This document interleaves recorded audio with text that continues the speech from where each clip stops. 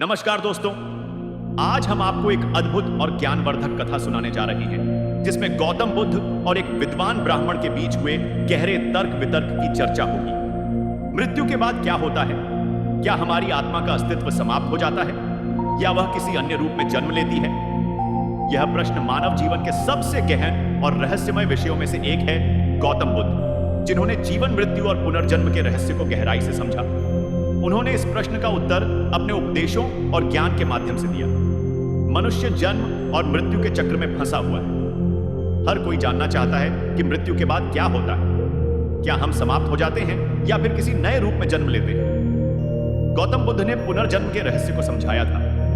यह कहानी एक ऐसे व्यक्ति की है जो इस रहस्य को जानने के लिए अपनी पूरी जिंदगी लगा देता है। इस कहानी में हम एक युवक की यात्रा के माध्यम से बुद्ध के दर्शन को समझेंगे, जो मृत्यु के बाद पुनर्जन्म की प्रक्रिया को जानने के लिए बुद्ध की शरण में जाता है।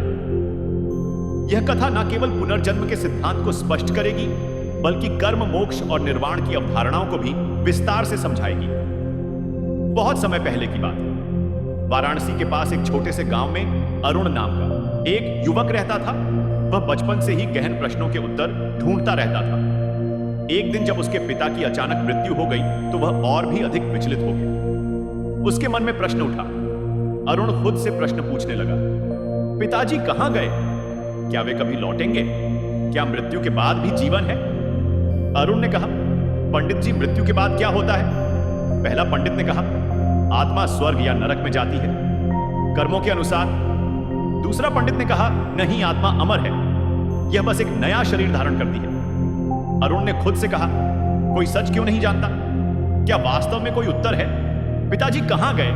क्या वे कभी लौटेंगे? क्या मृत्यु के बाद भी जीवन है? अरुण ने गांव के पंडितों से पूछा, लेकिन उनके उत्तरों से वह संतुष्ट नहीं हुआ। किसी ने स्वर्ग नरक की बात कही तो किसी ने आत्मा के अमर होने की, परंतु कोई भी उसे यह नहीं बता पाया कि वास्तव में मृत्यु के बाद क्या होता है। एक दिन अरुण ने सुना कि गौतम बुद्ध, जो अब संघ के साथ घूम घूम कर लोगों को ज्ञान दे रहे हैं, वे राजगृह के बाहरी इलाके में ठहरे हैं। अरुण ने निश्चय किया कि वह बुद्ध से ही अपने प्रश्नों का उत्तर प्राप्त करेगा। अरुण ने राजगृह की यात्रा की और बुद्ध के शिविर में पहुंचा। बुद्ध ध्यान मग्न थे। उनका शांत चेहरा और करुणा से भरी आंखें देखकर अरुण का मन श्रद्धा से भर गया। उसने विनम्रता पूर्वक प्रणाम किया और बोला, भगवान, मेरे पिता की मृत्यु हो गई है। मैं जानना चाहता हूं कि मृत्यु के बाद क्या होता है। क्या उनका पुनर्जन्म होगा, और अगर होगा तो कहां? बुद्ध ने मुस्कुराते हुए अरुण की ओर देखा और कहा, तुम्हारा प्रश्न बहुत गहरा है। अरुण, मृत्यु और पुनर्जन्म का चक्र कर्म के सिद्धांत पर निर्भर करता है, परंतु इससे पहले कि मैं तुम्हें पुनर्जन्म के बारे में बताऊं, तुम्हें यह समझना होगा कि जन्म और मृत्यु का कारण क्या है। कर्म का सिद्धांत। बुद्ध ने समझाया, संसार में सभी प्राणी कर्म के अनुसार ही जन्म लेते और मरते हैं। जैसे एक बीज से वृक्ष उत्पन्न होता है और वृक्ष से फिर बीज, ठीक वैसे ही कर्मों के बीज से नया जन्म मिलता है। अरुण ने पूछा, तो क्या मेरे पिता का अगला जन्म उनके कर्मों के अनुसार होगा? बुद्ध ने सिर हिलाया। हां, अरुण, जीव अपने शुभ और अशुभ कर्मों के अनुसार अगला जन्म प्राप्त करता है। यदि किसी ने दया, सत्य और अहिंसा के मार्ग पर चलकर पुण्य कर्म किए हैं तो उसका जन्म उच्च लोकों में हो सकता है। यदि किसी ने लोभ, घृणा और हिंसा के कर्म किए हैं तो वह निम्न योनियों में जन्म ले सकता है। मृत्यु के बाद आत्मा तुरंत ही किसी अन्य शरीर में नहीं जाती। एक अवस्था होती है जिसे अंतराभव बार्दो कहते हैं। यह एक प्रकार का मध्यम अवस्था है जहां आत्मा अपने पिछले जन्म के संस्कारों और कर्मों के आधार पर अगले जन्म की तैयारी करती है। अरुण ने आश्चर्य से पूछा, तो क्या यह निर्णय कुछ समय बाद होता है? बुद्ध ने कहा, नहीं अरुण, यह प्रक्रिया तत्काल नहीं, परंतु बहुत तेजी से होती है, जैसे एक दीपक की लौ बिना रुके एक दीपक से दूसरे दीपक में चली जाती है, वैसे ही चेतना एक शरीर से दूसरे शरीर में संक्रमण करती है। बुद्ध ने बताया कि मृत्यु के बाद आत्मा की 3 प्रमुख गतियां हो सकती हैं।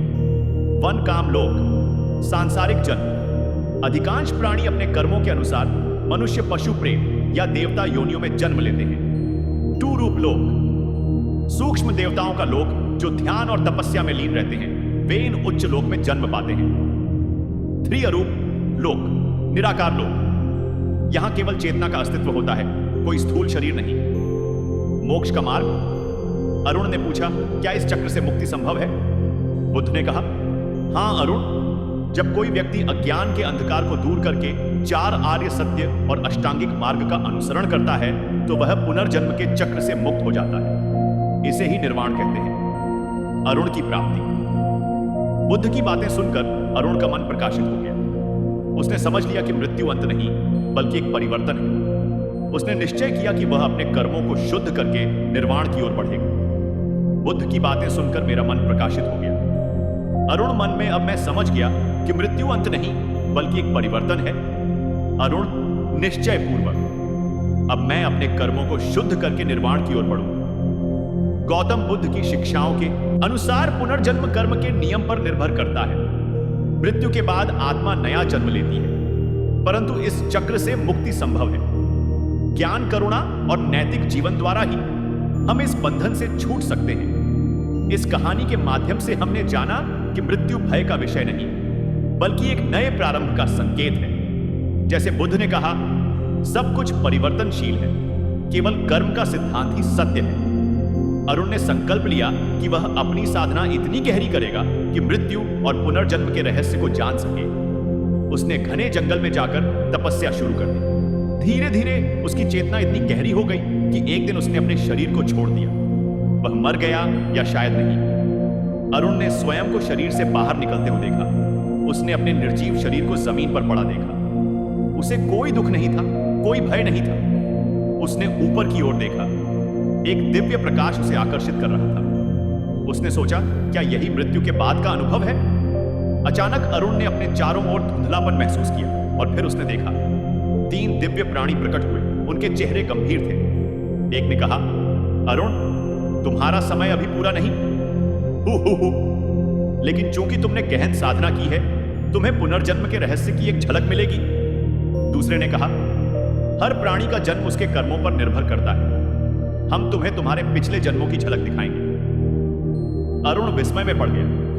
तभी उसके सामने एक विशाल दर्पण प्रकट हुआ जिसमें उसके पिछले जन्मों की झलकियां दिखाई देने लगी। पहला दृश्य, वह एक राजा था जिसने कई युद्ध किए थे। दूसरा दृश्य, वह एक गरीब किसान था जिसने भूख से दम तोड़ दिया था। तीसरा दृश्य, वह एक पंडित था जिसने वेदों का ज्ञान फैलाया था। अब उसे समझ आ रहा था, हम वही बनते हैं जो हमारे कर्म हमें बनाते हैं। तीसरे दिव्य प्राणी ने कहा, हर आत्मा को अपने कर्मों के अनुसार एक नया शरीर मिलता है। देखो तुम्हारा अगला जन्म क्या होगा। अरुण ने देखा कि एक महिला प्रसव पीड़ा से कराह रही थी और फिर उसने देखा एक नवजात शिशु रो रहा था। उसे एहसास हुआ, यह तो मैं ही हूं। वह चौंक गया, तो मैं इस शिशु के रूप में पुनर्जन्म लेने वाला हूं। तभी एक दिव्य आवाज आई, तुम्हारा अभी पुनर्जन्म नहीं हुआ, तुम्हें वापस अपने शरीर में जाना होगा। अरुण ने महसूस किया कि वह अपने पुराने शरीर में लौट रहा है। उसने आंखें खोली और पाया कि वह फिर से जीवित था। वह खुशी से भर गया। उसे उत्तर मिल चुका था। हम मृत्यु के बाद कहीं खोते नहीं बल्कि अपने कर्मों के अनुसार पुनः जन्म लेते हैं।